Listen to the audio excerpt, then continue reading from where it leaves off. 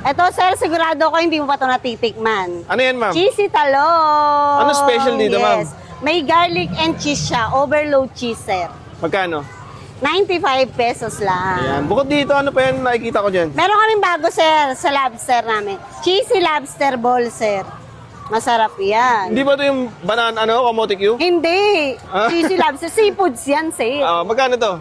65 pesos lang yan, sir. Ito, tokwa. Hindi yan tokwa. Ano yan? Cheesy fish yan. Fish naman yan. Yes. Meron din Karyoka. kami. Hindi yan karyoka. Karyoka. Tempura cheese yan. Ayan. Sige, akala ko yung mga merienda Lahat yan eh. yan mga cheese. Hindi yan matamis. Ayan. Ano naman to mga to? Meron kami dito, sir, crab claw, shrimp, mga shabu-shabu ball, sir. Pero sa amin, grilled. Oh, okay. Grilled sa amin. Ito, para itong salad ah. Hindi yan salad. Anong tawag Dragon ito? fish yan. Dragon? Dragon fish. Ayan. Yes. Ito, totoong tokwa na to. Ayan. Ayan. Fish tofu. Ano to mga bilog-bilog na to, no? Yan, Candy. sir. Sea urchin. Yan, sea urchin yan. Crab roban. Alige. Squid ball. Alige. Hindi yan squid ball. Ay, hindi. Alige yan.